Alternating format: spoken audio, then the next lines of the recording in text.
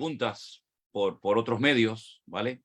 Pero vamos en primer lugar, si quieren, a responder a las que ya te han llegado a ti, Alberto. Así que, adelante. Perfecto, muy buenas tardes a todos. Bueno, la primera hermana que ha preguntado es nuestra hermana Tatiana, así que Tatiana, si le puedes quitar el micrófono y hacer la pregunta. Pastor, muy buenas tardes. Un gusto poder conectarnos. Me parece hermosa la iniciativa que hayan hecho el Zoom y poder hablar directamente con usted. Qué lindo. Intentamos verlo cuando estuvo por Estados Unidos. No tuvimos la oportunidad porque ya estaban llenos los cupos y bueno. Pero un saludo. Somos ecuatorianas y estamos en Estados Unidos, New Jersey. La Bendiciones, pregunta es, un placer conocerte. Adelante. Gracias, Pastor. Yo quisiera saber qué es la blasfemia contra el Espíritu Santo. Sé que he escuchado dos posturas. La una que, pues, si vemos alguna manifestación o alguna cosa que se haya dicho y decimos, pues, esto no es del Señor, eso es blasfemar contra el Espíritu. Y la otra, que es, pues, cuando hemos negado la fe, cuando no aceptamos al Señor, cuando hemos decidido vivir sin Él, no tengo claro en conclusión qué es. Ya. Bueno, efectivamente, como tú bien has dicho, han aparecido, ¿no?, diferentes opiniones. Unos piensan que es una cosa, otros piensan que es otra. Gracias al Señor no es un pecado que se ve frecuentemente, ¿no? Como por ejemplo cualquier otro, ¿no? Como, no sé, la mentira o el orgullo o cualquier otro, ¿no? El libro de la Biblia que más información o más datos nos da acerca de en lo que puede consistir el tema de la blasfemia contra el Espíritu Santo es la carta a los Hebreos. Realmente también el Señor Jesucristo habló acerca de este tema, ¿verdad? Pero la carta de Hebreos se extiende un poco más, dándonos más información acerca de este pecado. Bueno, yo voy a dar diferentes opiniones, diferentes explicaciones y que el Señor nos ayude a poder entender y a poder explicar lo mejor posible este tema. Por una parte, tiene que ver con el resistir a la obra del Espíritu Santo en nuestras vidas, ¿sí? Tal vez el mejor ejemplo que podemos ver en la Biblia de una persona que se negó rotundamente a creer, a convertirse y arrepentirse fue sin lugar a dudas el faraón de Egipto. El faraón de Egipto era una persona que daba igual lo que oyera, daba igual lo que viera, él se negó y endureció su corazón de una forma terrible hasta el punto que, bueno, que perdió la oportunidad de su vida de poder también ser libre y salvo, ¿no? Como el pueblo de Israel lo fue. Entonces, parte de este pecado tiene que ver con resistir al Espíritu Santo constantemente, conscientemente, después de haber tenido muchas oportunidades de haber entregado la vida al Señor. Pero también este pecado tiene que ver con la apostasía. Es decir, tiene que ver con personas que han experimentado, que han conocido, que han disfrutado de una comunión y de una relación con el Señor, pero por el motivo que sea, han dado marcha atrás, han renegado del Señor Jesucristo, como dice la carta a los Hebreos, han pisoteado la sangre del Señor Jesucristo y digamos que, como dice la Biblia, su postrer estado viene a ser mayor que el primero. Así que tiene que ver también con la apostasía. Tiene que ver también con insultar y atribuirle a Satanás la obra que está haciendo el Señor. Por ejemplo, hay una secta muy conocida a nivel mundial que son los falsos testigos de Jehová.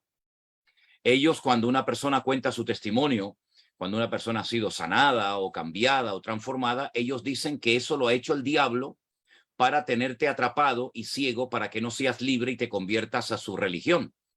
Entonces, si tú le dices, no, porque mira, yo estaba enfermo, estaba con problemas espirituales o estaba mal, con depresiones, en fin, lo que sea, el Señor me ayudó, me liberó. Él dice, no fue el Señor, sino que fue Satanás para engañarte y creer que ha sido Dios, pero ha sido el enemigo. Es terrible atribuirle a Satanás la obra que solamente puede hacer el Señor. Es decir, que no solamente es una cosa, sino que son varias cosas juntas. Es resistir, es endurecer el corazón a propósito, es apostatar, es menospreciar la obra que un día Cristo hizo en tu vida, es dar marcha atrás y renegar de tu fe y volver otra vez a tus antiguos pecados. es una mezcla de muchas cosas que van endureciendo el corazón al punto que la persona pierde toda sensibilidad. Y claro, cuando una persona pierde toda la sensibilidad y el Espíritu Santo lo resistes y no quieres convertirte y no te quieres arrepentir de tus pecados, ¿cómo el Señor te va a limpiar de tus pecados si no hay un genuino arrepentimiento? Cuando no hay arrepentimiento, cuando la persona se resiste a arrepentirse, no cabe la menor duda de que está endureciendo cada vez más su corazón. Como decía en el mensaje de ayer hablando del corazón, si oyereis hoy su voz, no endurezcáis vuestros corazones, porque el hombre puede llegar a endurecer su corazón hasta el punto que vea lo que vea, oiga lo que oiga y pase lo que pase, la palabra no le penetra, está como insensible, tiene como un caparazón. Todo eso son las consecuencias de una obra reiterada, de un rechazo, de un insulto, de un menosprecio. Y ya te digo, Tatiana, es un cúmulo de cosas que van llevando a la persona a un punto en el cual ya no hay retorno.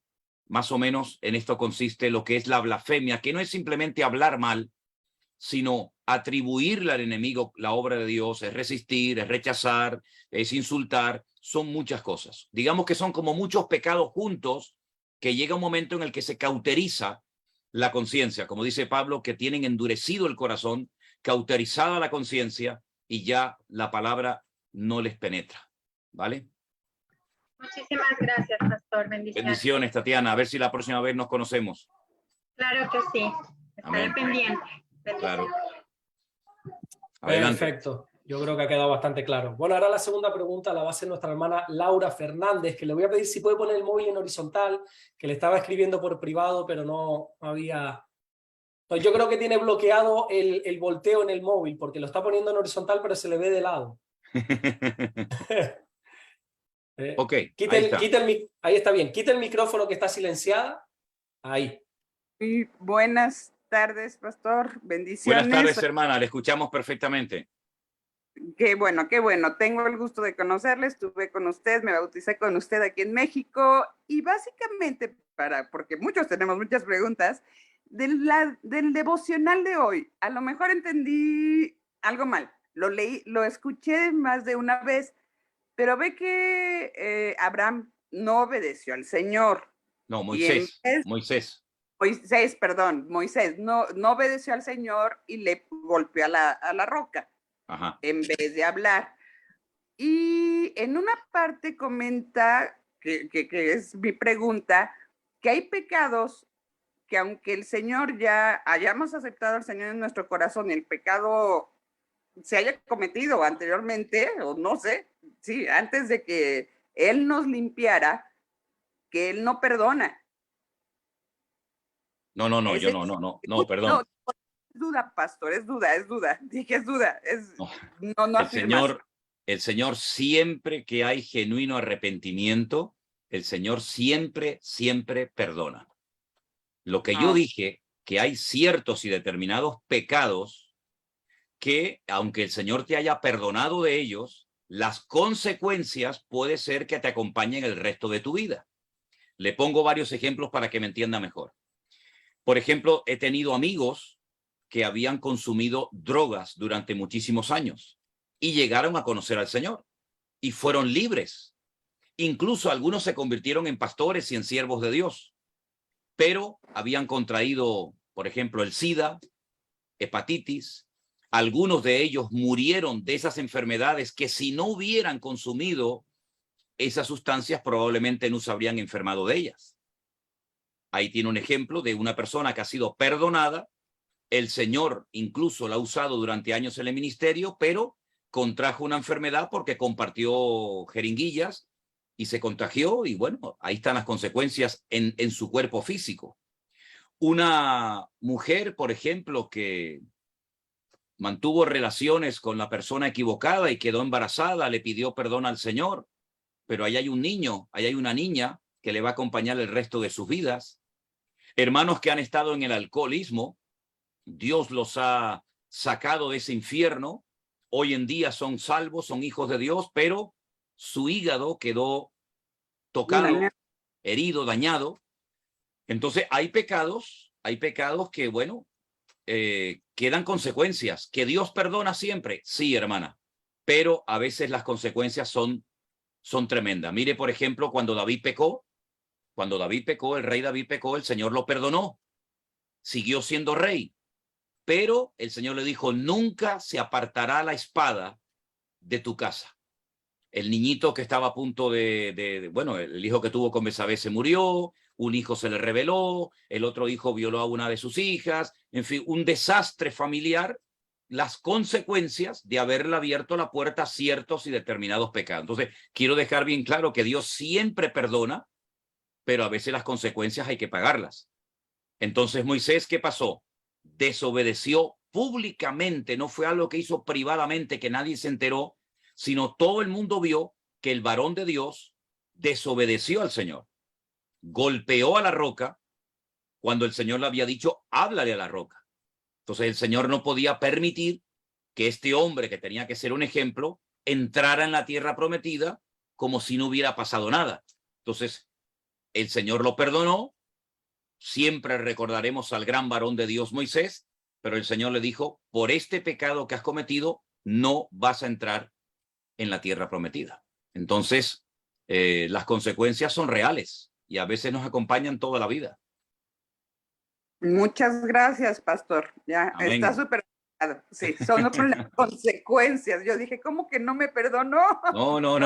No, imagínese que sería una tragedia. Dios mío, no me has perdonado. No. Gracias a Dios, el Señor perdona cuando hay genuino arrepentimiento. Pero dice el Señor, vete y no peques más. Efectivamente, pastor. Amén. Bendiciones, hermana. Dios le bendiga, hermana Laura. Hasta luego, pastor. Muchas gracias. Chao. Pues sí, gracias a Dios que nos perdona, porque si no... Bueno, la tercera pregunta la va a hacer nuestra hermana Vivian López, que le vamos a pedir si puede quitar, por favor, el micrófono. Ahí está, correcto. Buenas tardes, pastor. Es una bendición estar aquí, la verdad. Amén. Gloria a Dios. Dios te bendiga, mi hermana Vivian. Amén. Aquí desde el estado de los valientes, el estado caliente de la Florida. Bueno, aquí está haciendo muchísimo calor. Sí. De hecho, ustedes no lo oyen, pero lleva todo el día pasando hidroaviones, cargando agua de aquí del mar, que lo tenemos aquí al lado, porque parte de la isla de Tenerife está ardiendo con un incendio terrible. Wow. Terrible. Wow. Sí. Está haciendo mucho calor en toda España. Sí. En todos los lados. Sí, señor. Adelante, hermana. Pastor, mi pregunta es la siguiente. ¿Por qué Dios no escogió a Jonatán, el hijo de Saúl, para ser su sucesor cuando eso era lo que se acostumbraba en aquella época? ¿Es que acaso Jonatán hizo algo malo ante los ojos de Dios? No, en absoluto. Jonatán fue un buen muchacho que murió antes de tiempo. Yo siempre he dicho eso.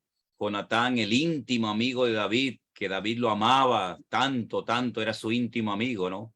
Aquel que llegó a decir, y lamentablemente algunos han malinterpretado las palabras de nuestro querido David, cuando lloró y dijo, Jonatán, amigo mío, que tu amor me fue más dulce que el de las mujeres, ¿verdad?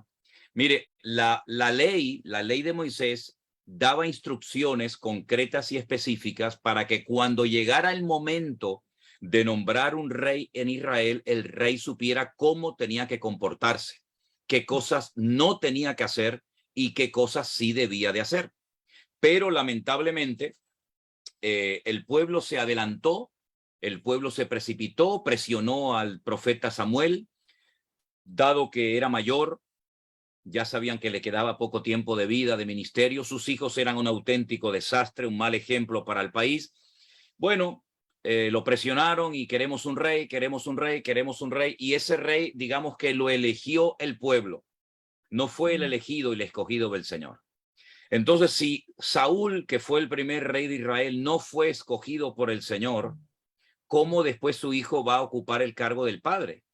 Es decir, fue un rey que fue, como yo llamo, un juguete roto. El primer rey de Israel tenía que haber sido David. Pero lamentablemente el pueblo se precipitó y nombró a la persona equivocada, y así terminó el país arruinado. Bueno, este rey fue un auténtico desastre en todos los sentidos. Entonces Jonatán, él entendió que el futuro de la nación, el futuro de la monarquía, no pasaba por él. Él fue humilde. Y por eso dice que hizo un pacto con su amigo David. Y en ese pacto hubo un intercambio de prendas. Dice la Biblia que la espada, el saquito con las flechas, toda la ropa de príncipe se las regaló a su amigo David. Y David le regaló sus ropas de pastor a a Jonatán. Quiere decir que cuando el padre veía a David vestido de príncipe y a su hijo lo veía vestido de pastor, eso no lo podía soportar, porque era como un mensaje sin palabras de que el futuro no pasa por tu descendencia, sino pasa por David. A tal punto Jonatán entendió que el futuro de la nación no pasaba por él, que él dijo: yo seré el segundo en el reino cuando tú seas rey. Él fue humilde y aceptó que su papel no era la de ser rey, sino ser un apoyo a el rey David. Entonces Dios no permitió que Jonatán fuera rey. Sí podía haber sido una persona muy estrecha al rey David, pero Dios rompió el patrón porque ya empezó mal, y lo que empieza mal, pues ya saben lo que pasa. Aún así tenía la posibilidad de ser el segundo en el reino junto con David, y aún así David en amor, por amor a su amigo Jonatán, cuidó de su hijo Mefiboset hasta el resto de sus días, ¿no? Entonces, ese es el motivo, hermana, porque Saúl no era merecedor del trono, fue desechado, y al ser desechado, no solamente él como persona, sino el resto de su descendencia también fue desechada.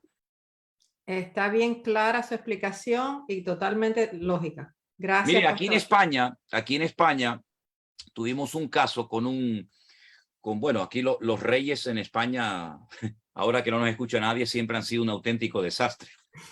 Sí, la familia de los Borbones, si ustedes la estudian, han sido un desastre. Ya se han ido de España unos cuantos, ¿verdad? Pero hubo un momento en el que hubo una dictadura militar, y entonces al que le tocaría ser rey, como no le caía nada bien al dictador Franco, lo descartó y trajo de Italia al hijo, que fue a Juan Carlos I. Desechó a uno. Entonces, como lo desechó, no pudo ser rey, pero le dio la oportunidad a su hijo, a Juan Carlos I, que es el papá de este que está ahora, ¿no? Pero cuando Dios desechó a Saúl, lo desechó a él y a todo el resto de su descendencia. Bien, bien. Muchas Dios le gracias. bendiga, hermana. Gracias, Saludito. bendiciones. Bendiciones. Chao, chao. Muy interesante su pregunta. Sí, bastante interesante, la verdad. ¿Verdad? Bueno, vamos a pasar a la siguiente pregunta, la cuarta de la tarde, que sería nuestra hermana Evelyn. Ok. Bueno, buenas tardes. Mucho gusto. Hola, Evelyn. ¿Cómo estás? Hola, pastor. Dios le bendiga. Shalom. Bien, gracias al Señor. Yo vivo en el estado de Massachusetts, de la ciudad de Estados Unidos. Ajá. Primera vez que estoy aquí, siempre lo sigo a usted, muy interesante. Que Dios lo siga ayudando y dándole sabiduría. Pastor, tengo una pregunta. He escuchado a muchos pastores decir que la venida de regreso del Señor Jesucristo, ¿verdad? Yo he leído Mateo 24 y Segunda Tesalonicenses, cuando Pablo le dice a la iglesia de Tesalónica que ya le había dicho que el Señor no va a venir todavía hasta que se presente el hijo de pecado, el hombre de perdición. Ok, sí. Mi pregunta es, ¿cuántas veces el Señor va a regresar de nuevo? Porque muchas personas dicen que el Señor regresa, nos lleva en las nubes para el cielo, estamos 7 años ahí arriba a lo que pasa la tribulación, y después baja. Pero la Biblia no dice eso. La Biblia dice que todo ojo le verá, que Él va a venir, que le va a decir a los ángeles que nos rescaten del norte, el sur, este, oeste, de los cuatro ángulos. Yo pienso, ¿verdad?, que cuando Él viene, nos lleva a las nubes, pero nos trae a la tierra, porque vamos a vivir en el milenio y somos reyes y sacerdotes. ¿Qué usted piensa de eso? ¿Es 2 veces que viene, subimos, o es la segunda vez que Él viene y aquí nos quedamos hasta que después baje la Nueva Jerusalén y todas estas cosas? Gracias. Claro. Lo que pasa, Evelyn, que Mateo 24 es un mensaje comprimido que luego, después el apóstol Pablo en sus cartas, por ejemplo, a los tesalonicenses, y todavía mucho mejor el apóstol Juan en el libro del Apocalipsis, descomprime ese mensaje y cronológicamente él explica los acontecimientos uno detrás de otro. Si tú lees Mateo 24, parece como que todo está junto, todo va a pasar al mismo tiempo, pero no. Mateo 24 no se ha desglosado hasta que llegó Pablo y con su sabiduría el Señor le dio entendimiento para poder explicar a los creyentes, no solamente de su época, sino a lo largo de la historia, el ritmo, los tiempos, ¿verdad? Entonces, estamos mezclando lo que es el rapto o el arrebatamiento de la iglesia con lo que se llama la segunda venida de Cristo. Alguien lo explicó de la siguiente manera: cuando el Señor viene a arrebatar a su iglesia, viene a buscar a su iglesia, y entonces dice que viene como un ladrón en la noche, sin aviso previo, ¿verdad? Pero cuando Él viene con su iglesia y pone los pies en el monte de los olivos, y ese monte de los olivos se parte, Zacarías capítulo 14, es entonces cuando se cumple el texto que dice: y todo ojo le verá, y toda rodilla se doblará, y toda lengua confesará que Él es el Señor, para gloria de Dios Padre. Eso no pasa en el arrebatamiento. El arrebatamiento, digamos que es un hecho, algo silencioso, ¿verdad? Vamos a decir, entre comillas, que pasa desapercibido, pero su segunda venida no pasa en absoluta desapercibida, sino que Él llega al final de la gran tribulación, ¿verdad? Cuando ya el pueblo de Israel, ya el pobre ya no da más, y entonces es cuando Él ya hace una aparición gloriosa y viene con sus santos ángeles y viene con su pueblo, y entonces es cuando todo el mundo le ve. No va a ser como en la primera venida, que poquita gente se enteró que había nacido en Belén de Judea. Por lo tanto, si juntamos ambas cosas, nos hacemos un lío, porque dice, bueno, pero si viene y todo ojo le verá y después nos vamos, ¿cómo después? No, Él viene una sola vez. La segunda venida de Cristo, lo que se conoce como la parausía. Por eso en Tesalonicenses Pablo emplea dos palabras griegas. Una es epifanía, que habla de la primera venida de Cristo, y de la epifanía, pero de la parousia, que es la segunda aparición visible del Mesías en su segunda venida. El rapto no es la segunda venida de Cristo.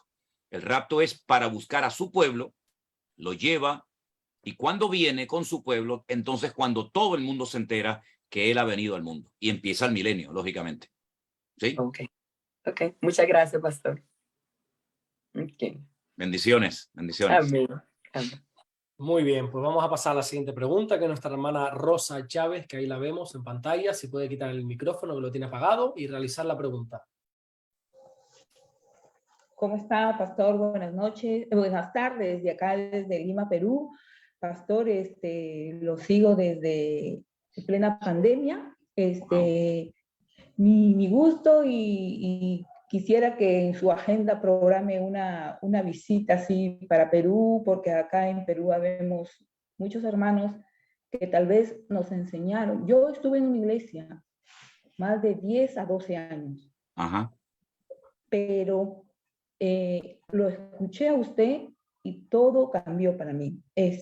A mí en esta iglesia me pedían el diezmo como obligación, las primicias, las ofrendas y muchas cosas, que después de resumidas cosas decidí con mi esposo retirarnos de esa iglesia. Wow. Y bueno, lo seguimos a usted desde hace mucho, desde en plena pandemia. Fue mi esposo el primero el que lo escuchó, y después yo, porque hasta nos prohibían escuchar por YouTube otros mensajes. También. Y para mí era como un pecado, porque yo le decía a mi esposo, me decía, escúchalo al pastor. Pero para mí era algo como un pecado poder escucharlo a usted, ¿no? Pero me decidí y entendí con usted el verdadero evangelio, como se dice. Gloria a Dios, gloria a Dios. Me alegro, Yo quisiera que algún día en su agenda lo programe, pastor. Claro que sí, claro que sí. Si Dios lo permite, claro que vamos a ir a Perú, por supuesto. Ahora vamos a ir, Dios mediante, el mes que viene a Colombia y a Ecuador. Estaremos cerquita. Y si Dios lo permite, el año que viene haremos todo lo posible por visitarles también a ustedes. Uy, qué bendición sería. Pastor, mi pregunta está en Mateo 24, 40, donde dice, 2 estarán en el campo y uno será tomado y el otro será dejado. Y así, esa es mi duda, siempre ha sido ¿qué es lo que se refiere aquí en nuestro Señor Jesucristo en Mateo 24? Mateo 24 me dijo qué versículo, hermana. 40. El 40. Entonces 2 estarán en el campo, uno será tomado y el otro será dejado. También hay que leer el 41. 2 mujeres estarán moliendo en un molino, la una será tomada y la otra será dejada. Ahí se está haciendo una referencia directa y clarísima al arrebatamiento de la iglesia. Es decir, dos personas están en una cama, ¿sí? Son un matrimonio. El Señor no va a poner un ejemplo de una familia, de una pareja en desorden. Es un matrimonio compuesto por un hombre y una mujer. Llega el momento del arrebatamiento y el que es salvo, el que es convertido, se va con el Señor. Y el que no es salvo, el que no se ha convertido a Cristo, es el que se queda. Es decir, no significa que porque la mujer sea convertida, automáticamente el marido también se va con ella en el arrebatamiento de la iglesia. La salvación es personal, ¿verdad? Yo no me puedo convertir por mi marido, por el tío, por el primo, por los nietos y por todo el mundo, sino que es personal. Y ahí vemos un ejemplo de cómo el convertido se va a la presencia del Señor en el rapto, en el arrebatamiento de la iglesia, y el inconverso se queda. Pero no habrá solamente gente que esté durmiendo, sino habrá gente como estas dos mujeres del versículo 41 que estarán trabajando. No es ese molino grande comunitario, sino es un molino que es pequeñito y que se utilizaba para moler pequeñas cantidades, donde había una piedra cóncava y otra convexa y había como un palo que se metía en medio y giraban las dos mujeres. Bueno, habrá gente que cuando venga el arrebatamiento de la iglesia estará durmiendo. Habrá otros que estarán viajando. Habrá otros que estarán predicando. Habrá otros que estarán trabajando. Sea como sea, cuando sea el arrebatamiento de la iglesia, los convertidos desaparecerán en un momento y en un abrir y cerrar de ojos. Eso dice la palabra, ¿verdad? Amén. Entonces, eso es el arrebatamiento de la iglesia, que no es la segunda venida de Cristo.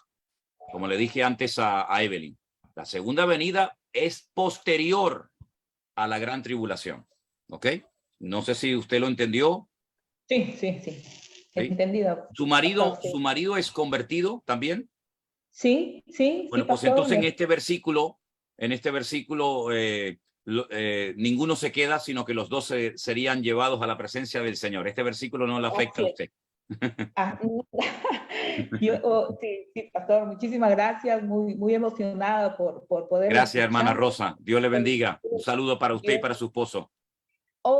Gracias, pastor. Bendiciones. Gracias, bendiciones, hermana. Buenas tardes. Dios le bendiga. Adelante. Gracias, mi amor. Qué bueno desde ahí, desde el Perú. Gloria bueno, a vamos a la siguiente pregunta de nuestra hermana Edilcia Villalta, que ahí está, si puede quitar su micrófono, por favor, y realizar la pregunta. Sí, buenas tardes, pastor. Buenas tardes, hermana. Dios le bendiga. ¿De dónde está usted? Estoy en Ana, Texas. Ah, en Texas. Wow. Ajá, sí. Mire, mi pregunta es, estoy leyendo Apocalipsis. Ajá. Y dice el capítulo 6 al 7. Entonces, mi pregunta es, ¿quiénes son estos seres vivientes que estaban llenos de ojos? Ahí estoy un poco detenida. Sí, bueno, no todo lo que el Señor ha creado lo conocemos. Por ejemplo, el Señor dice en su palabra que creó serafines, querubines, ángeles, y estos seres, ¿verdad? Que dice que están llenos de ojos por dentro y por fuera, que también aparecen en el libro de Ezequiel. Si usted ve, por ejemplo, el llamamiento de Ezequiel, ahí aparecen también una serie de seres vivientes. Bueno, es muy difícil describir para Juan estos seres que no son humanos, sino son seres angelicales. Algunos han dicho de que esto de que tienen ojos por dentro y por fuera es una forma metafórica de decir que todo lo ven, que no hay nada que pase desapercibido ante los ojos de ellos, ¿verdad? Que ellos están como pendientes de las cosas que ocurren en el mundo espiritual. Sea como sea, son unos seres que no se han dado a conocer a los seres humanos, sino que simplemente se conoce algo de ellos por la visión de Ezequiel y por las visiones que tuvo Juan en la isla de Patmos cuando escribió el Apocalipsis. Sin lugar a dudas, nosotros cuando lleguemos al cielo y estemos en la presencia de Dios, los vamos a ver, vamos a decir, mira, esto era lo que yo leí en el Apocalipsis durante tanto tiempo. Pero no cabe la menor duda de que en nuestra mente en este momento nos cuesta mucho, ¿no? Entender cómo pueden ser estos seres, qué función cumplen, para qué los creó el Señor, tienen nombre, qué tamaño tienen, son grandes, son bajos. Son muchísimos detalles que la Biblia no nos revela, porque esos seres no los creó el Señor para nosotros, sino son seres que están alrededor del trono de Dios. Les recuerdo las palabras que el Señor Jesucristo le dijo a sus discípulos en cierta ocasión, cuando dijo: si les he hablado de cosas terrenales y no me habéis entendido, si yo les hablara en términos espirituales, los volvería locos. Entonces, esto entra dentro de una dimensión espiritual que a nosotros no se nos ha permitido entrar de momento, pero que estoy seguro que en alguna ocasión los veremos, los conoceremos, pero que ahora mismo tenemos un desconocimiento, no digo absoluto, pero muy grande de la función que cumplen estos seres, como de otras muchas cosas que el Señor habrá creado, que ni siquiera le permitió al apóstol Pablo contarlas, sino que le dijo: esto no lo reveles, esto no lo cuentes. Así que nos vamos a llevar muchas sorpresas maravillosas cuando lleguemos a la presencia del Señor. Ok, bueno, muchas gracias. Bendiciones, hermana. En su libro, pero no lo hallé, por eso la pregunté ahí. Claro, claro, muy bien, hace usted muy bien, hace usted muy bien. Sí. Ok, muchas gracias, hermana. pastor. Bendiciones a todos. Bendiciones, cuídense por allá. Bueno, gracias. Muy bien, pues vamos a darle paso a la siguiente pregunta, que es nuestra hermana Silvia de Costa Rica. Si puede quitar el micrófono y realizar la pregunta. Hola, buenos días y buenas tardes para otros. Mi nombre es Silvia, pastor, muy contenta de estar en el Pastor Online, que lo sigo desde hace mucho tiempo. Soy una de las que le agradece a Dios por la pandemia, porque yo era católica y por la pandemia ya no pude volver a ir más a la iglesia. Y entonces, pero lo que pasa es que hace 10 años el Señor me llamó a servir a las cárceles.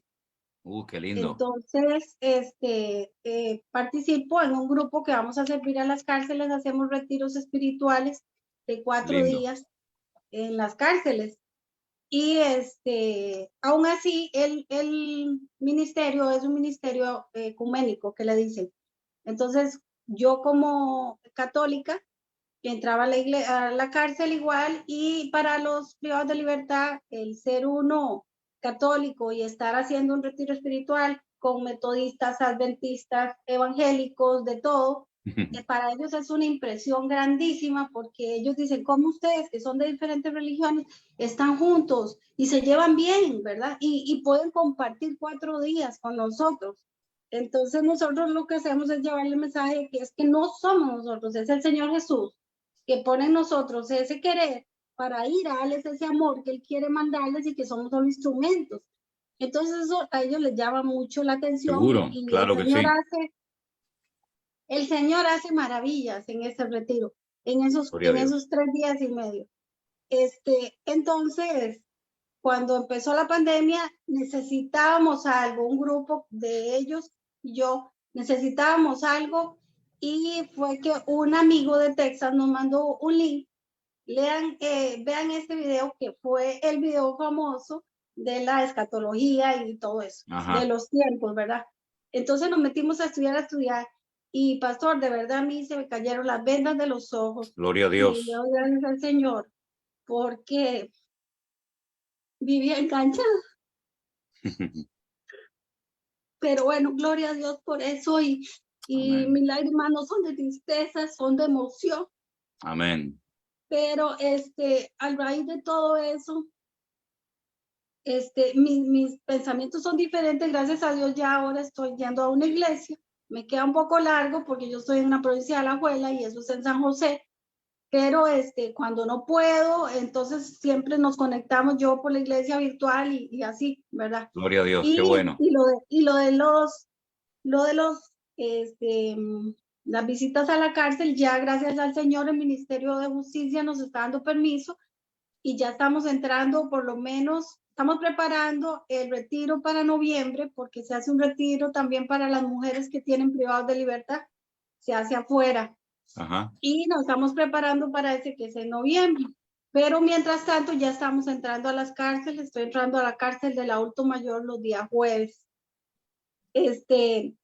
Pastor, pero yo sí he caminado y he estudiado un poco la palabra y todo, pero ya ahora con sus mensajes que le doy gloria al Señor de que por YouTube paso todo el día, pastor, viendo videos, aprendiendo, estudiando, con el cuaderno en la mano, con la Biblia en la mano, apuntando y todo, porque para mí es importante llevarle la sana doctrina a esa persona. Claro, efectivamente. Pero he estado pasando una prueba bien fuerte porque yo voy y les digo, les hablo a todos de lo que Dios dice que hay que hacer, que tenemos que ser obedientes, pero tengo un hijo que él dice ser homosexual.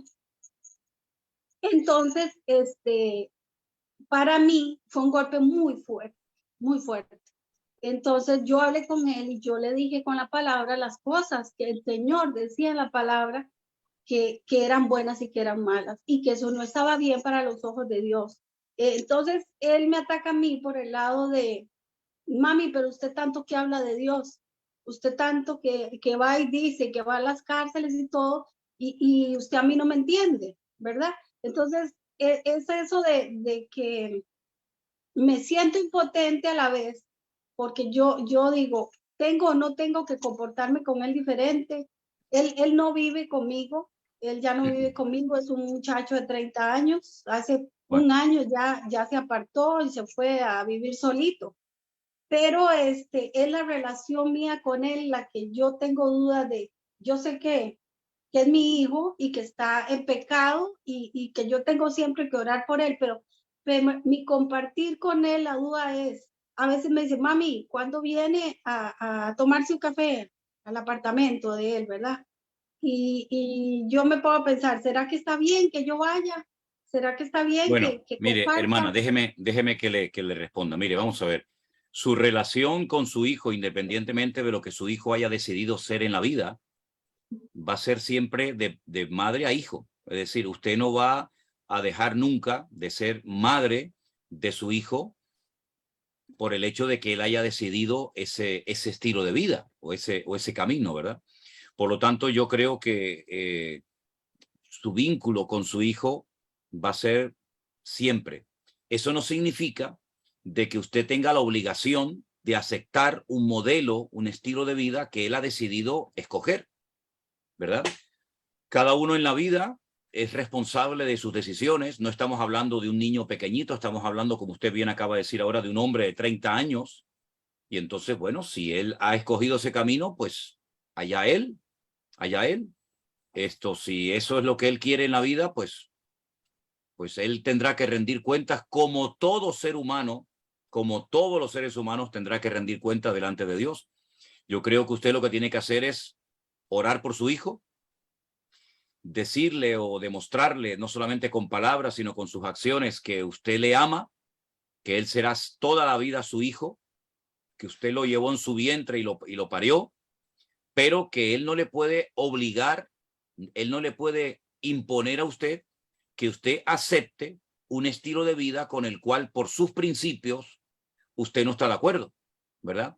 Entonces, una cosa es que amemos, una cosa es que sea su hijo, y otra cosa es que usted tenga que apoyar y bailar al son que él le pide. Entonces, oiga, vamos a ver, en su casa manda usted, y en la casa de él, pues, que él viva como quiera vivir. Entonces, hijo, yo a usted lo amo, usted será mi hijo toda la vida, pero quiero que sepa y no me obligue, porque usted a él no le puede obligar a convertirse, usted a él no puede ni debe obligarle a nada, como tampoco él le puede a usted obligar a aceptar un modelo, un estilo de vida con el cual usted no está a favor. Entonces, una cosa es el amor y otra cosa es permitir todo por el hecho de que es mi hijo. Bueno, si él pide respeto, que él también le respete a usted. Si él pide tolerancia, pues que sea también tolerante y respetuoso con su madre.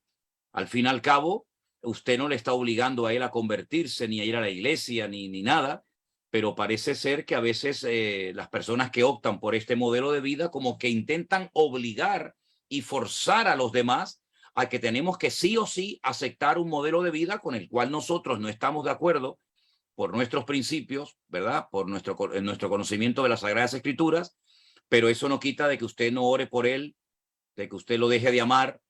Usted no acepta su estilo de vida, pero sí lo acepta como hijo.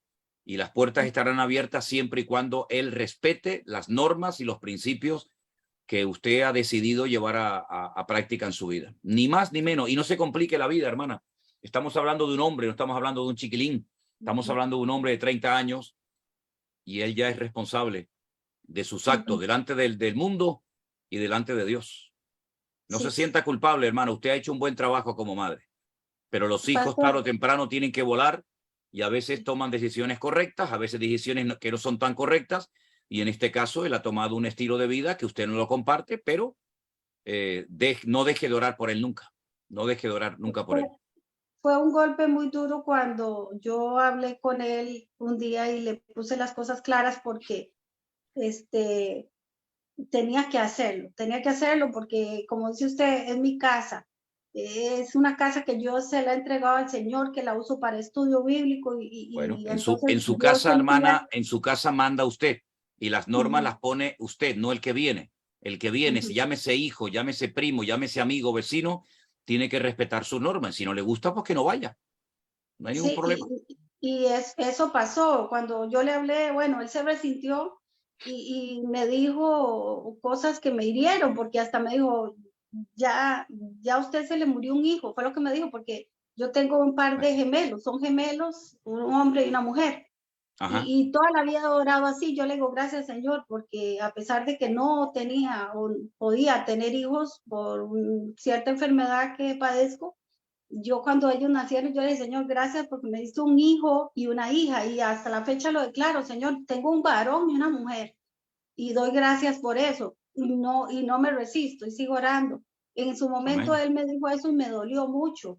Entonces él decidió irse a vivir aparte, ¿verdad? Bueno, y yo dije, bueno, él tiene que hacerlo, de todos modos ya es un adulto, tiene que hacerlo. Claro. Y de aparte, ya cuando él se apartó, la relación fue como más bien como acomodándose, como que él se sintió como libre, que yo no lo presionaba. Claro. Y yo me sentí tranquila, ¿verdad? Entonces doy gracias a Dios por eso, pero sí la duda mía era esa, porque muchas en la iglesia me decían, usted no debería de visitarlo, no, que él no llegue a su casa, que, o sea, que no compartiera. Y yo, no, pero es que eso no es lo normal, eso no es lo que me manda a hacer a mí el Señor. Es decir, que corte su relación con su hijo por el estilo de vida que él lleve, pero después se va a la cárcel a hablarle a desconocidos que a lo mejor llevan una vida que es un desastre, donde han matado gente, donde han violado personas. Con eso todo el amor y la misericordia del mundo, pero con su hijo no. Eso es una contradicción. Los que hablan así no han entendido el evangelio. Exactamente, sí. Sí. Pastor, Dios le bendiga, hermana. Gracias. Dios le bendiga, bendiciones. Dios los bendiga a todos. Gracias. Muchas gracias. Buenas tardes, hermana. Bendiciones. Buenas tardes. Chao, chao. Muy bien. Ahora le tocaría a nuestra hermana Yasmina, pero por privado le llevo diciendo un ratito si puede poner la cámara. En lo que la conecta, vamos a pasar entonces a nuestra hermana Eugenia Sánchez. Si por favor puede quitar el micrófono y después pasaríamos, ya puesto Yasmina la cámara. Yasmina sería la siguiente. Ok, muchas gracias. Saludos desde aquí, desde Córdoba, España, aguantando mucho calor por aquí. Uy, Córdoba, eso tiene que ser un horno, ¿no? Uf, esto es horrible, está horrible. Aquí uno no vive sin el aire acondicionado, pero también el problema es que uno se resfría mucho. Yo llevo ya unos días resfriada, pero bueno, gracias por dentro de todo bien. Pastor, agradecerle muchísimo por ese gran ministerio que tiene. Yo creo que como todos aquí en todas partes de este mundo, hemos conocido a usted por el tema del COVID, ¿no? Así que la verdad que es una gran bendición en mi vida y en la vida después de mi familia, ¿no? Y bueno, mi pregunta, lo que pasa es que estoy un poquito apurado porque tengo que llevar a mi niño a la peluquería y tiene cita. Yo digo, Dios mío, ojalá no tarde mucho porque, bueno, ya está. Resulta que en la iglesia, una hermana, su hijo estaba en el ministerio de la alabanza. Yo lo cuento esto no en plan que se vea mal, sino el cuidado que uno tiene que tener con respecto a las cosas del Señor, ¿vale? Entonces resulta que esta hermana nos comentó de que su hijo, ella no es de aquí, ella es del país de Honduras. Entonces, nosotros estamos en la iglesia llevando un estudio bíblico y estamos hablando temas sobre el pecado, ¿no? Entonces esta hermana cuenta de que su hijo, estando en el ministerio de la alabanza, el chiquillo pues fornicaba con su pareja, ¿no? Y resulta que a raíz de que el muchacho empezó pues a llevar esta vida de fornicación pues con su pareja, con el tiempo el muchacho tuvo unos sueños. Yo no entiendo mucho eso del tema de los sueños, que realmente si lo que tú sueñas es lo que te va a suceder, no lo sé, yo ahí no lo tengo muy claro, pero resulta que esta hermana al contar esto, el sueño del muchacho que decía que la cama era una cama blanca con una mancha de sangre y alrededor unos hombres con una capucha negra, y resulta que este chiquillo a los días tuvo un accidente muy fuerte con un camión, ¿no? Que casi prácticamente era para que este jovencillo pues se haya muerto, ¿no? Pero gracias al Señor, dice que será la misericordia del Señor que este hombre no se ha muerto el chiquillo, ¿no? Pero la hermana, ¿a qué voy con esto? Que la hermana citó este versículo que a mí no me ha quedado claro, que lo tengo un poco confuso y que por favor que usted me lo aclare, ¿no? Es el Hebreos, el libro de Hebreos, la porción del versículo es el 29, ¿no? Donde dice, cuanto mayor castigo pensáis que merecerá el que pisoteare al Hijo de Dios y tuviere por inmunda la sangre del pacto, dice, en la cual fue santificado, ¿no? E hiciere afrenta al Espíritu de gracia, ¿no? Si usted me lo puede explicar eso, por favor, para tenerlo más claro. Y bueno, yo creo que en primer lugar aquí se ha perdido el respeto. Cuando una persona está en una plataforma obviamente, dirigiendo la alabanza, predicando, dando un estudio bíblico, lo que sea, y al mismo tiempo lleva una doble vida que no coincide con lo que se enseña y con lo que se predica supuestamente en la iglesia, pues el mayor responsable de tomar cartas en el asunto tiene que ser sin lugar a dudas el pastor. El pastor, una vez que esté informado de que tiene un miembro en su congregación que es una cosa en la iglesia y una cosa completamente diferente fuera de la iglesia, pues lógicamente tiene que intervenir, que para eso está de pastor en esa iglesia, ¿no? Por consiguiente, sea músico, sea pastor, sea diácono, sea lo que sea, cuando una persona no es coherente con su cristianismo, la Biblia dice que si decimos que creemos en él, debemos andar como él anduvo. Y el Señor Jesucristo no anduvo en una vida de desorden y de fornicación, como usted me comenta de este muchacho, ¿no? Por consiguiente, referente a esto, lo que hay es que hablar con él, sentarlo y decirle, mira, tú no estás en capacidad en este momento de estar dirigiendo alabanza porque tu vida no es un ejemplo. Entonces, no es que tengamos que ser perfectos para subirnos a una plataforma a cantar, pero hombre, por lo menos que demos un ejemplo y que nuestra vida pública y nuestra vida privada pues coincida con nuestra fe y con nuestros principios y demos un testimonio del Señor, ¿no? Ahora, ese versículo que has mencionado hace referencia a lo que antes preguntaba una hermana, ¿no? Acerca del pecado contra el Espíritu Santo. Cuando una persona ha conocido y lleva una conducta de desorden, está menospreciando la obra de Cristo, que es lo que significa pisotear la sangre de Cristo, es no darle valor a la obra, a los méritos de Cristo, es faltar el respeto a la obra del Señor, es tomarnos a la ligera el pecado como, bueno, no pasa nada, yo peco hoy y mañana me arrepiento y subo a la plataforma. Entonces yo creo que cuando en la iglesia, como en el matrimonio, como en cualquier parte, pero estamos hablando ahora de la iglesia, se pierde el respeto, pues entonces, como decimos por estos países, por esta parte, apaga la luz y vámonos, ¿no? Yo creo que hay que tomar medidas. El apóstol Pablo, cuando se entera de que hay una persona que lleva una doble vida en la iglesia de Corinto, él dice que lo que hay que hacer a esa persona es decirle que se ausente de la iglesia, que se vaya, hasta que recapacite y tome una determinación de a quién quieres servir, a quién quieres honrar, a tu carne, o quieres honrar y servir a Dios. Hasta que no haya un arrepentimiento, quédate ahí en la calle. Total, la iglesia no te está sirviendo de nada, al contrario, ¿no? Por lo tanto, yo creo que hay que tener el valor y la autoridad en el Señor para decir, el pecado no lo podemos permitir en la iglesia. Que el pecador viene de la calle y quiere convertirse y quiere cambiar, bienvenido sea. Pero si una persona lo que quiere es seguir pecando, no le veo ningún sentido que se congregue en una iglesia, que se quede en la calle y que peque todo lo que quiera. Pero la iglesia hay que respetarla, porque es el lugar donde el Señor se manifiesta a través de su presencia y su palabra. Así es, pastor, así es. Pero entonces, claro, es que este muchacho no, este suceso no sucedió aquí en España, sino en el país de esta hermana, que esta hermana... Da igual, Dios es el mismo, da igual si es Honduras, claro, Japón o la China, da igual.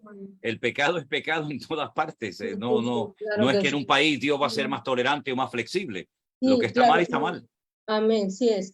El pecado sea más chico, más grande, el pecado es pecado, porque es que hay gente que le pone niveles. No, es que yo no he robado, pero he mentido. No, que lo que yo he hecho es coger una cosita pequeña, pero Bueno, no he eso robado viene, mucho, eso ¿no? viene del trasfondo católico, donde se nos enseñó que había pecados y se le ponía nombre, pecados mortales y pecados veniales, palabras que no aparecen en la Biblia. La Biblia dice la paga del pecado es la muerte, punto. Pero el hombre siempre endulzando, el hombre siempre suavizando, ¿no? Como queriendo ser más buenos que Dios. Dice, bueno, hay pecaditos que, en fin, no son tan graves y otros pecados que son más terribles. Pero eso es una forma de tomarle el pelo al Señor, es una forma de faltar el respeto a la palabra. El Señor dice las cosas claras al que le guste bien y al que no también, es así. Sí, es así ¿De es. acuerdo, hermana? Hay medias tintas aquí. La Así palabra es. es perfecta, como dices, ¿no? Así es. Bueno, pues Hermana nada. Eugenia, Dios te bendiga, un placer haberte conocido. Igualmente. Hasta luego, Gracias. bendiciones para todos. Adiós. Gracias. A llevar bien el calor en Córdoba. Gracias, adiós. Aquí en Canarias estamos pasando calor, pero creo que también, en Córdoba también. seguro que un poquito más.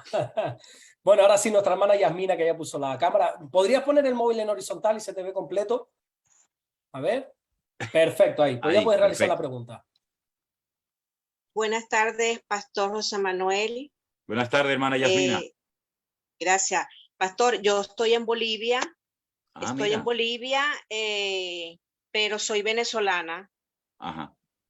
Y bueno, lo conocí a usted. Soy de las más de 7 millones de personas que vieron su predicación con respecto al orden mundial. Sí. Y me impactó tanto que lo comencé a seguir.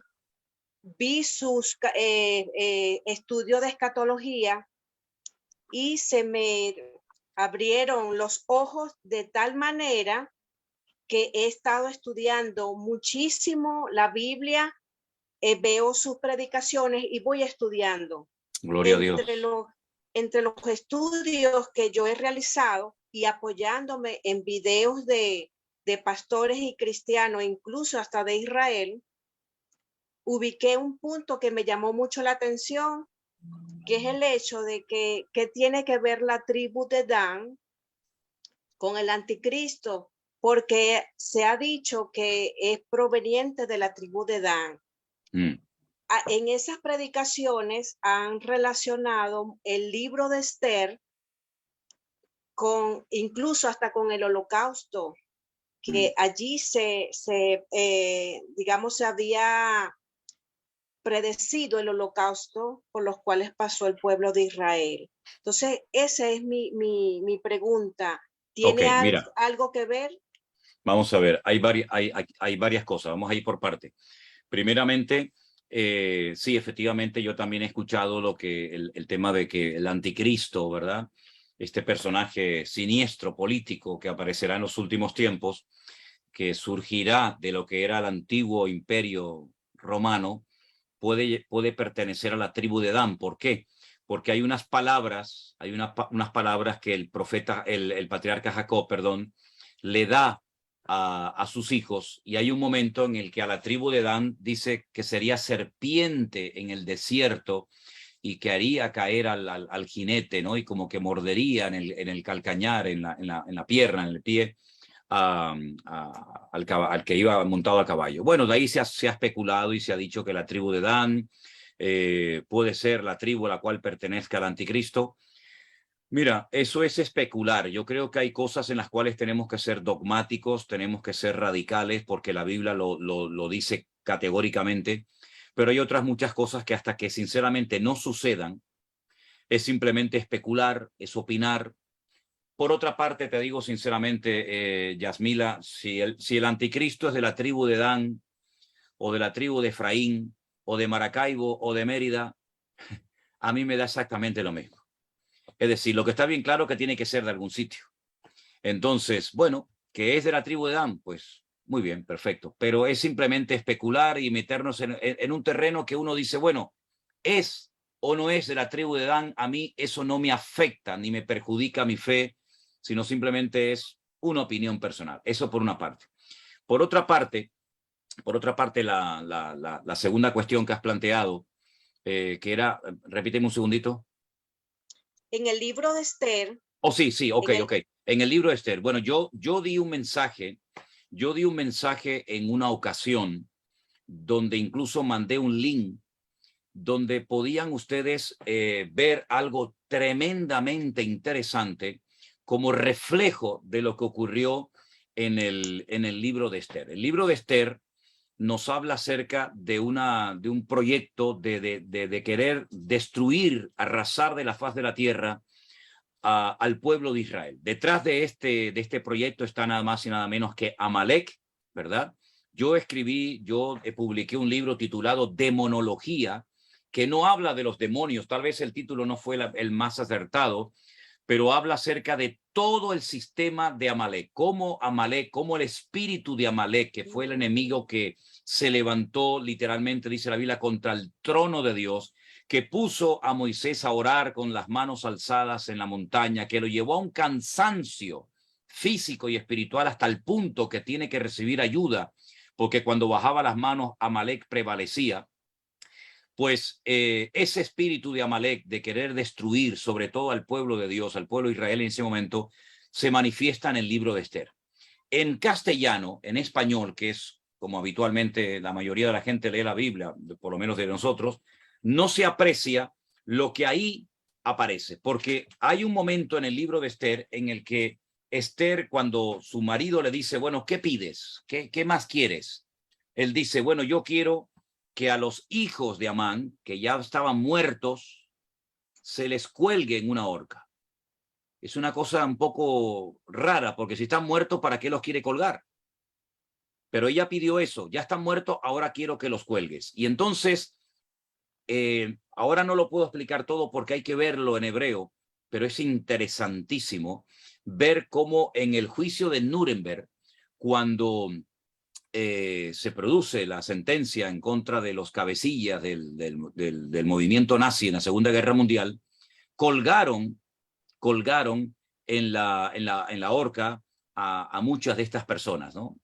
Menos a uno que fue el que se quitó la vida, a Goebbels, se quitó la vida en la cárcel. Yo no sé exactamente cómo titulé ese mensaje, pero yo creo que sería tremendamente interesante que ustedes lo vieran, que ustedes lo escucharan, porque creo, si no me equivoco, que hasta las letras en hebreo las puse para que ustedes puedan ver cómo en el libro de Esther hay como especie de un reflejo de algo que ocurriría en la Segunda Guerra Mundial, y que aquellos que colgaron, no es que se hable de ellos en el libro de Esther, pero tú sabes que hay historias que se repiten. Es decir, el faraón quiso matar a los niños en Egipto, Herodes quiso matar a los niños en la época de Jesús, así como Naamán quiso matar, o Amalek quiso matar al pueblo de Israel en la época de Esther. También hubo otro personaje que quiso exterminar al pueblo de Israel en la Segunda Guerra Mundial. Es decir, hay hechos repetitivos en la historia. Entonces, ya te digo, no sé cómo se llama ese mensaje, tiene que ver con la reina Esther y con el libro de Esther, en la fiesta de Purim, pero es muy interesante ver la explicación que yo di acerca de qué pasó con aquellos nazis que colgaron y con aquellos hijos de Amán que, muertos, Esther pidió que los colgaran. Sería bueno que lo escucharan, porque ahí está toda la explicación. ¿Sí? No, y créame, pastor, que yo lo voy a buscar su mensaje y lo voy a conseguir. Y casualmente, sí, en el juicio de Nuremberg colgaron a 6 de los cabecillas de Hitler. Y sí, uno eran no más de lo 6, colgaron. Eran más de 6 los que colgaron. Y que no lo colgaron. Pero se cuando suicidó, fue el que se quitó la vida, suicidó, se envenenó en la celda. Y una de las informaciones dice que cuando a él se le va a hacer la autopsia, que se le desviste, tenía ropa de mujer. No lo sé, no lo sé. Pero sí, Y sí una de las citó, hijas sí de citó Amán, algunas palabras a uno de los que ahorcaron antes de que lo ahorcaran y le dijeron que quería decir algunas palabras. Mencionó cosas del libro de Esther. sí. Ok. Ok, pastor. Bendiciones, mi hermana. Bendiciones. Intentaré Gracias, buscar pastor. ese mensaje que no sé cómo se llama, pero ahí está toda la explicación. Intentaré localizarlo. Gracias, Bendiciones. pastor. Bendiciones. Gracias, mi hermana querida. Dios le Gracias. bendiga. A ver, adelante. Bueno, pues tenemos una de las preguntas más especiales, no por la pregunta en sí, que es muy interesante, sino por quién la va a hacer. Se la va a Me hacer imagino que pastor será Isaac, ¿no? Isaías. Isaías, correcto. Lleva Isaías. todo el programa ahí serio esperando a que usted le responda a esta pregunta. Isaías, todo tuyo.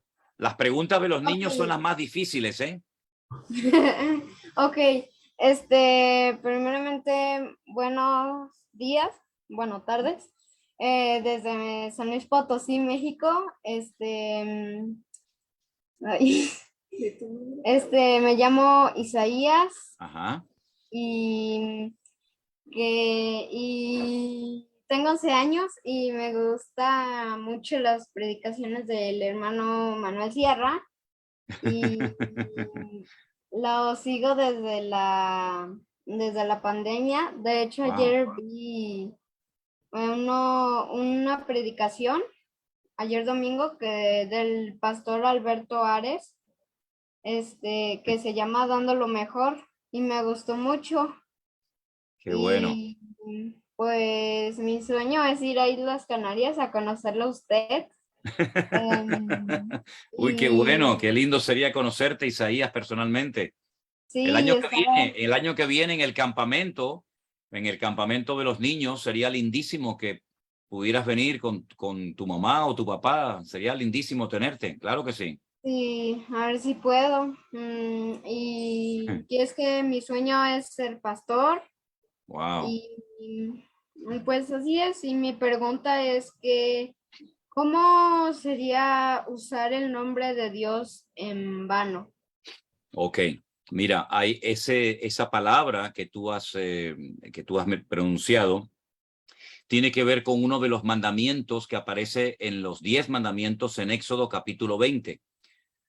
Literalmente el texto dice, no tomarás el nombre de tu Dios en vano.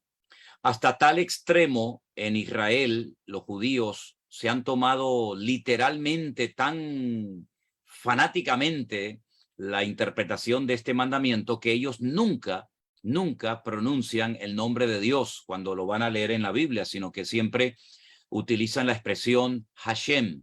Hashem literalmente significa el nombre, ¿verdad?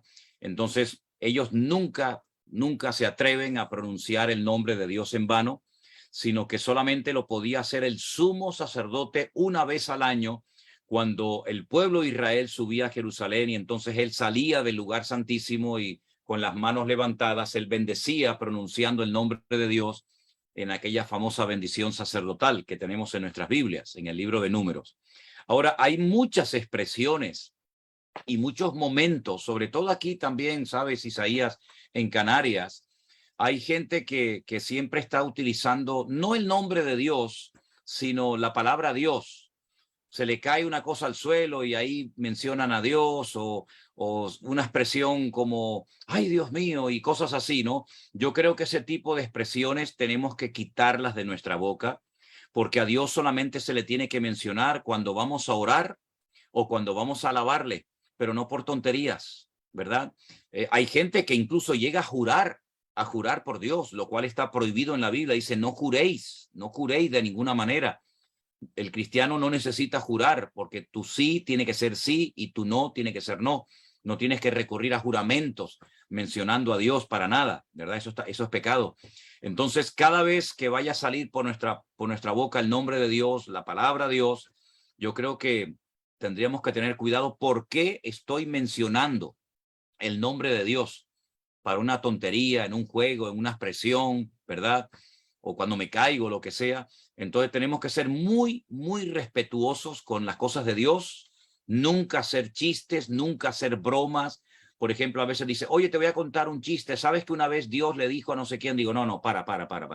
A mí no me estés contando chistes de Dios, ni chistes de apóstoles, ni de Jesucristo, ni de personajes de la Biblia, porque eso es una falta de respeto. Entonces, por ahí más o menos es lo que te quiero explicar, Isaías. No tomar el nombre de Dios en vano significa no mencionarlo cuando no sea necesario, como por ejemplo a la hora de orar, ¿verdad? O a la hora de alabarle, pero no para otras cosas que no tienen nada que ver con él en ese momento. ¿Te quedó clara la respuesta? Sí, muchas gracias, hermano.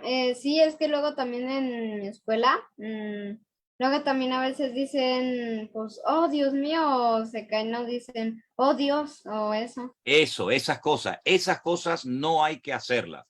Eso es tomar las cosas de Dios en vano, sin darle importancia, sin darle respeto, el respeto que merece el Señor. Entonces, esas expresiones no se tienen que utilizar, tenemos que quitarlas de nuestra boca, de nuestro vocabulario, y si tú se las oyes a alguien, decirle, mira, eso no está bien, no menciones el nombre de Dios en vano, porque eso es una falta de respeto y de temor a Dios. Y si quieres ser pastor, tienes que leer mucho la Biblia, prepararte mucho, ¿sí?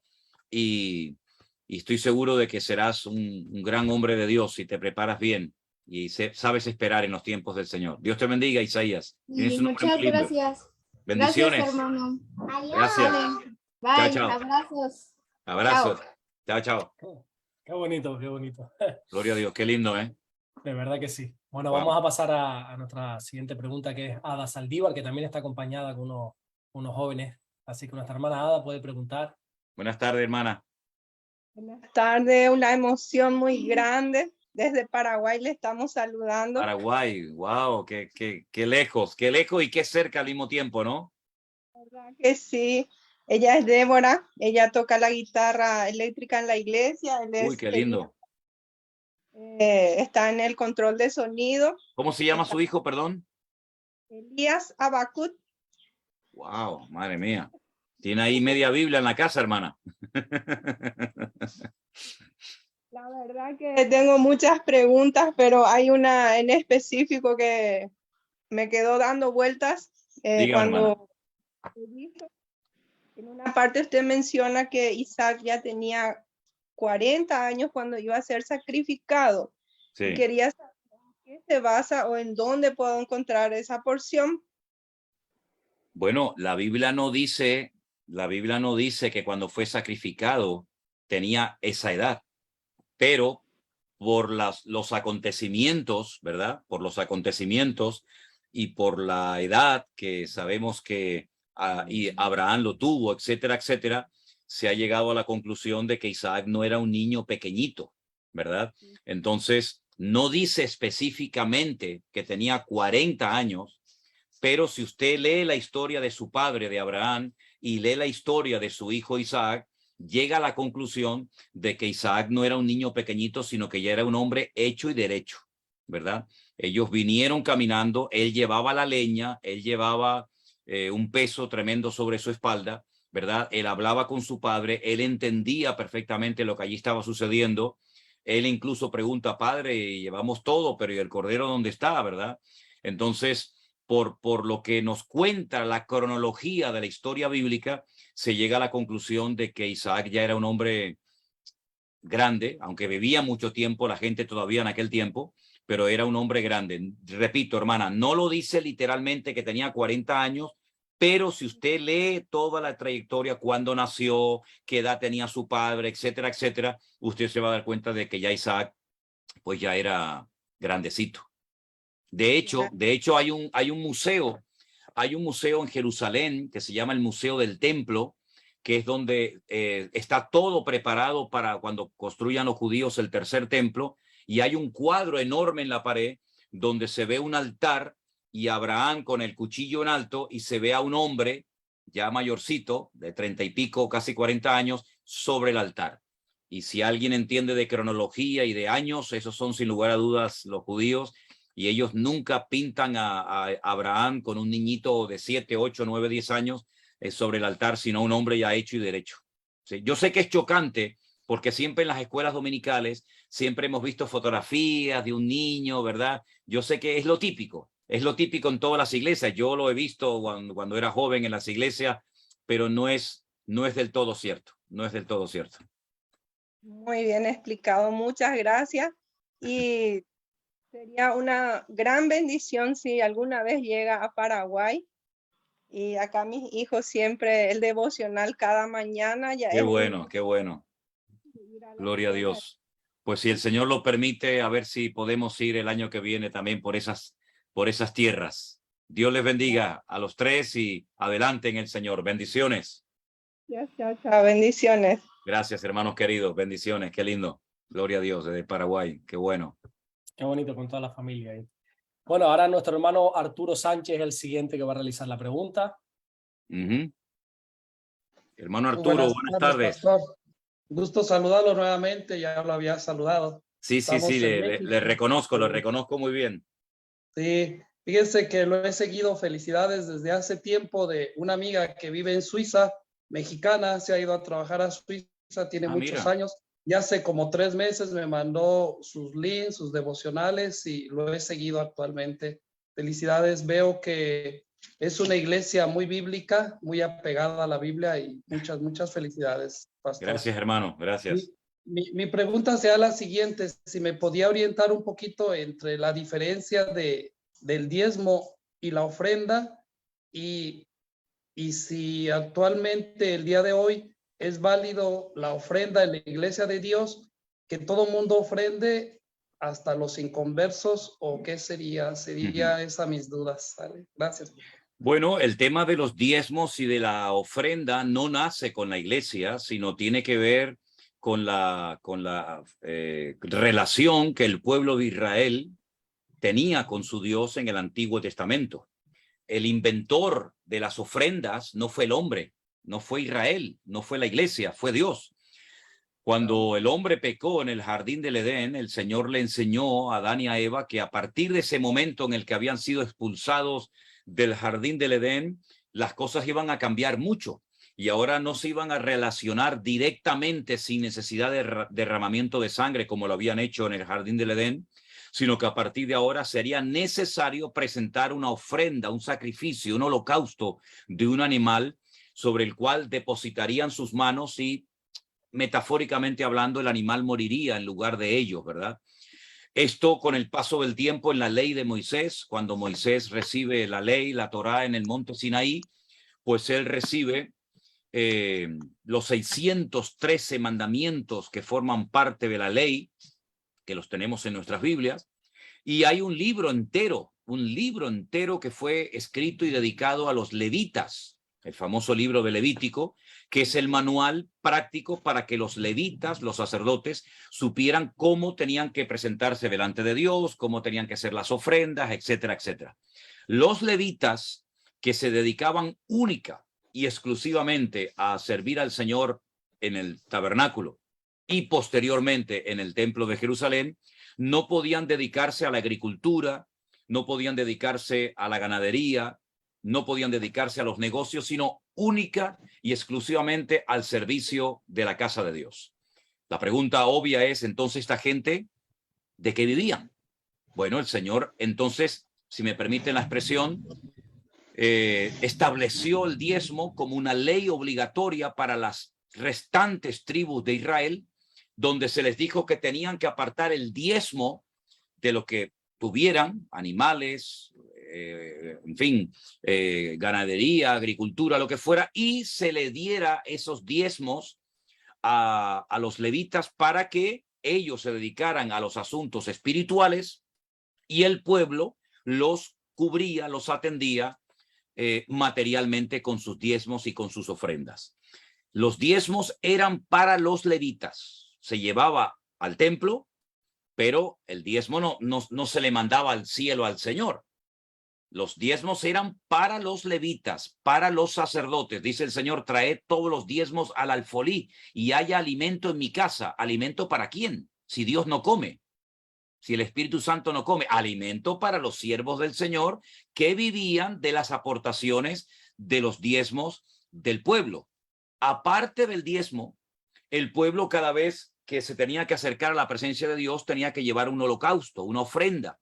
Y entonces había parte de esos animales, no todo, había parte de esos animales que se le daba al sacerdote para que también pudiera comer, ¿verdad? Hubo un abuso con todo esto. Los hijos, por ejemplo, del sacerdote Elí, llamados Ofni y Fines, fueron terribles porque abusaban y tomaban más cantidad de las ofrendas que les correspondía, y hubo mucho escándalo con todo esto. Pero el tema de los diezmos y las ofrendas fueron diseñadas y enseñadas por el Señor a través de Moisés al pueblo de Israel, para que el pueblo de Israel supiera cómo tenía que adorar a Dios y al mismo tiempo cómo tenía que cuidar de los sacerdotes. Ahora bien, ya no estamos en el tiempo del pueblo de Israel. Entonces la pregunta es, ¿y entonces ahora la iglesia cómo se sostiene? ¿Cómo se pagan los alquileres, la luz, el agua, el teléfono? ¿Cómo se ayuda a los pastores, a los evangelistas, a los siervos de Dios para que puedan cumplir el ministerio? Bueno, entonces la inmensa mayoría de las iglesias dijeron, bueno, si así en el Antiguo Testamento se les pedía al pueblo el diezmo, que el pueblo de Dios hoy en día, los cristianos, la iglesia, que dé sus diezmos a la iglesia. Nosotros en nuestra iglesia, por ejemplo, hacemos lo siguiente. Si usted quiere dar un diezmo, es decir, usted ha ganado un dinero y quiere apartar el 10% de ese dinero para darlo a la obra, por favor, métalo en un sobre sin poner nombre en absoluto. Y si alguien quiere dar simplemente una ofrenda voluntaria, ¿verdad? No por presión. Los diezmos no se tienen que dar por presión, ni las ofrendas tampoco, sino por amor, ¿verdad? No hay que asustar a la gente, no hay que manipular al pueblo. El corazón del creyente es un corazón generoso, o debería de ser generoso. Entonces, cuando llegan los sobres, se cuentan como diezmos, el dinero que está suelto se cuenta como ofrenda, y así podemos saber cuánto hubo durante el mes de diezmos y de ofrendas. ¿Es malo dar el diezmo? No, en absoluto, no es nada malo.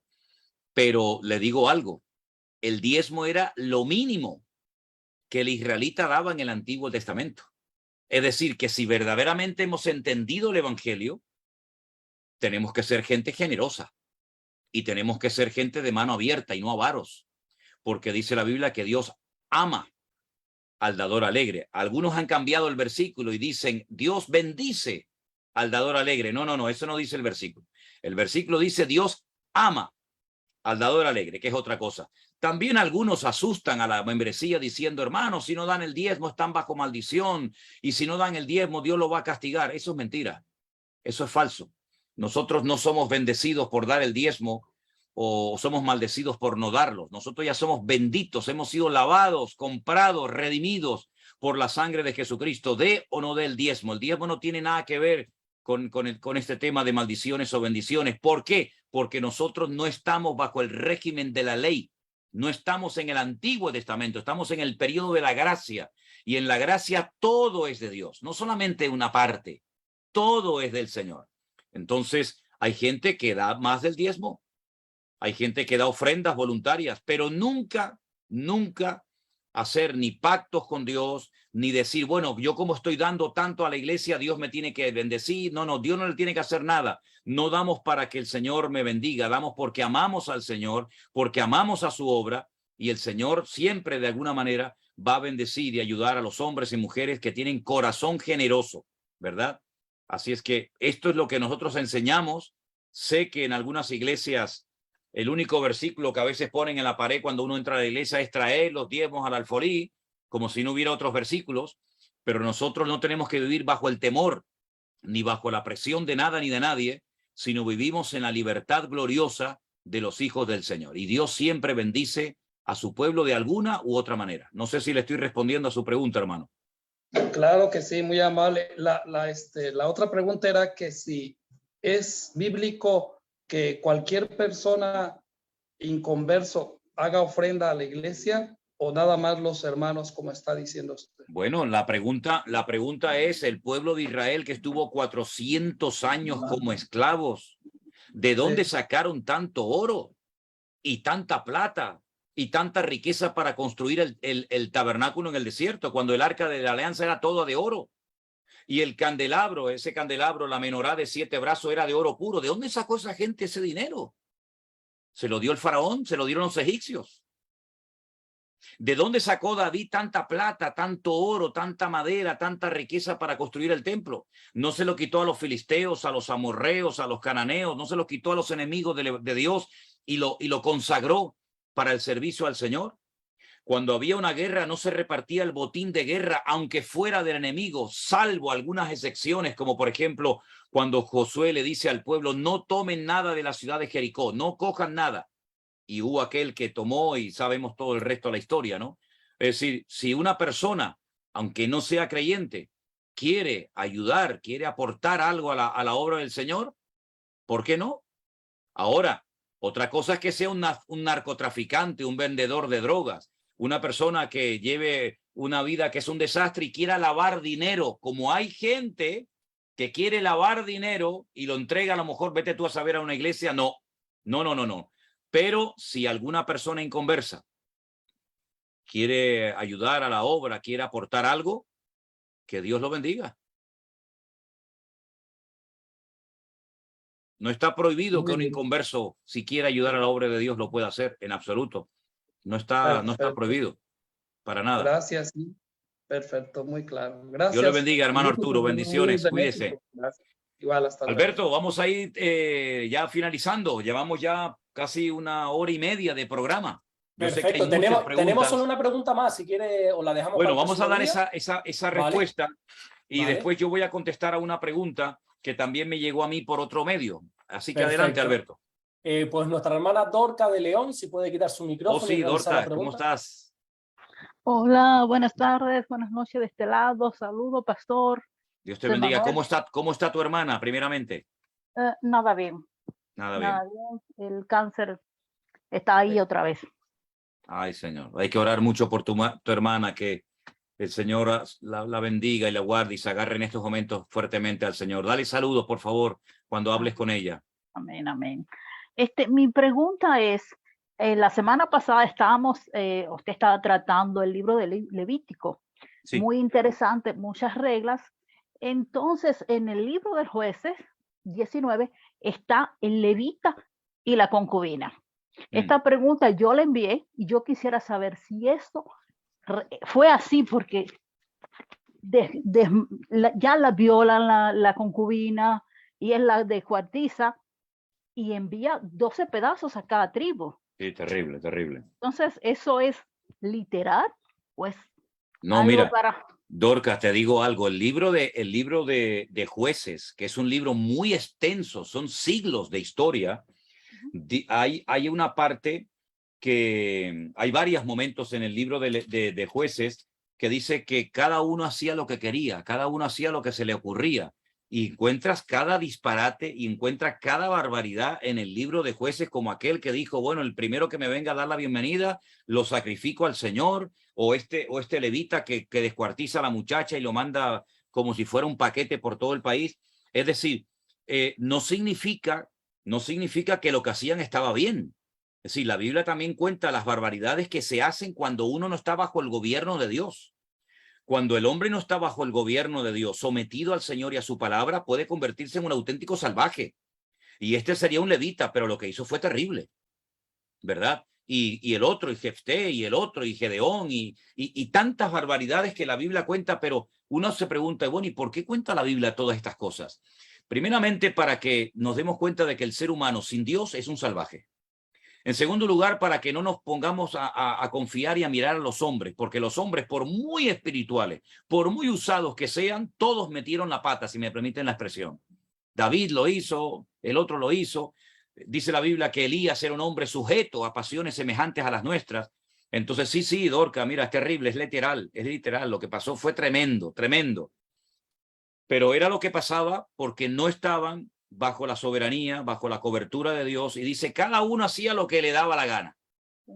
Y entonces ahí te das cuenta de cómo el Señor, cuando no es la cabeza, cuando no es el que gobierna nuestras vidas, nuestro hogar, nuestro negocio, nuestro ministerio, se pueden llegar a cometer auténticas barbaridades, por mucho que usted sea levita, por mucho que usted sea pastor, apóstol, evangelista o reverendo. Cuando la persona se va del diseño establecido por el Señor, esa persona es peligrosa y esa persona puede llegar a comportarse hasta peor que un inconverso. No, la historia esa de Jueces 19 es terrible, terrible. Que terrible. gracias, porque yo la envié, digo, déjame, como tengo tiempo hoy y pude entrar, digo, déjame hacerla entonces directo el programa. Muchísimas gracias. Por nada, mi hermana Dorca, Dios te bendiga. Amén, Y yo amén. quiero decirle a una hermana que ha escrito, que me ha preguntado que por favor le responda, ¿qué va a pasar con las mascotas y con los animales cuando nos vayamos a la presencia del Señor? Bueno, mira, yo estuve hablando con un amigo mío que sabe mucho de la Biblia, que vive en Italia, se llama Marcos. Él es un joven que yo aprecio mucho, lo conocí desde pequeñito y él se ha convertido en todo un erudito de la palabra de Dios. Sobre todo su especialidad es la figura de Jesús, ¿no? Las dos naturalezas, la humana, la divina, todo esto. Y él me decía, oye, Manuel, ¿no te ha llamado nunca la atención que la Biblia dice que Dios va a crear cielos nuevos y tierra nueva? ¿Tierra para quién? ¿Cielos para quién? Dice, bueno, el cielo para nosotros. ¿Y la tierra para quién? Hablo de la eternidad, ¿verdad? Yo sinceramente siempre me he preguntado qué va a pasar con los miles y miles de elefantes, leones, panteras, jirafas, que van a desaparecer todos los animales cuando forman parte de la creación de Dios. Entonces, yo creo que el Señor tiene cuidado de toda la creación, no solamente del hombre, sino también de los animales. Dice la Biblia que mandó a Jonás a Nínive porque tuvo compasión de la población de adultos, de niños y de animales. Y Dios es un Dios tan amoroso y tan compasivo y tan cuidadoso de su creación que cuando le reveló a Noé que iba a venir un tremendo diluvio, le dijo, méteme también animales dentro del arca. Podía haber dicho, no, los animales que se mueran todos. No, yo veo que Dios refleja su poder, su autoridad también a través de la creación, y los animales son parte de la creación de Dios. Ahora, si usted me pregunta qué va a pasar cuando seamos arrebatados con el perrito que quedó en casa solito, pues no sé, dígale a los vecinos, dejen una nota, dígale a los vecinos, dígale a sus familiares inconversos, oye, si tú ves que yo durante algunos días no aparezco y tú ves que no voy a la iglesia y tú tocas a la puerta y no te abro, pues dale de comer al pajarito, al loro, al perro, al gato, porque yo me fui con el Señor. Así que si tú ves que no estamos, que se quedó la televisión encendida, las Biblias abiertas, estamos en la presencia del Señor, por favor, cuídame a los animalitos, pero recuerda que lo que pasó es que nos fuimos con Cristo, lo que te decía era verdad.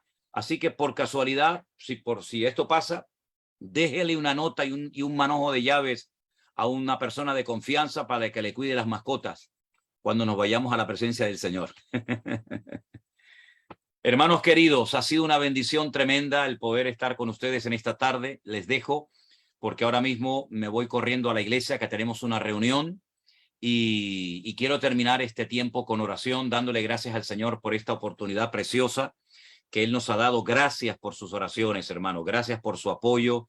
Gracias porque sentimos que hay un respaldo y un amor por parte de tanta gente. Algunos ya los hemos ido conociendo, otros todavía el Señor nos irá dando poco a poco la oportunidad de conocerles. Pero vamos a darle gracias al Señor por este programa que queda grabado ahí tanto en Facebook como en YouTube. Y por favor, uso la oportunidad que se me presenta para decir, están volviendo a aparecer por todas partes, por Instagram, por Telegram, por Facebook, por YouTube, páginas y canales con mi nombre, con el logotipo de la iglesia, con el nombre de nuestro ministerio, pidiendo dinero a la gente. Por favor, hermanos, usted dé el dinero a quien quiera, pero no se confunda. No somos nosotros. No somos nosotros. Hay gente que se dedica a pedir dinero, mande una ofrenda, queremos hacer. Nosotros tenemos solamente un canal oficial de Facebook, que es este que usted está viendo y este de YouTube que usted está viendo. Nada más. Sean prudentes y si ven que hay gente por ahí que en mi nombre está pidiendo dinero, por favor, denúncielo, díganos para tomar medidas y no dejar que la gente sea engañada por estas personas que no tienen ningún respeto a la obra de Dios. Voy a pedirte, Alberto, si eres tan amable y nos despides en oración. Que Dios les bendiga. Mañana, si Dios quiere, nos volveremos a ver otra vez en el devocional de mañana. Bendiciones para todos, mis queridos hermanos. Oramos. Vamos ahora para despedirnos. Señor, gracias te damos por este tiempo. Gracias, Señor, también por estas tecnologías donde tú nos permites unirnos, tener comunión los unos con los otros. Gracias, Señor, porque tú nos traes luz a través de tu palabra. Gracias por el pastor José Manuel Sierra, por cada hermano, por cada hermana que ha realizado su pregunta, Señor. Gracias te damos por todo. En el nombre de Jesús. Amén. Amén y amén. Hermanos queridos, Dios les bendiga. Una bendición haberles visto, haber estado con todos ustedes. Nos vemos mañana, si Dios quiere, en el devocional. Bendiciones, les dejo, que tengo que salir para la iglesia. Dios les bendiga.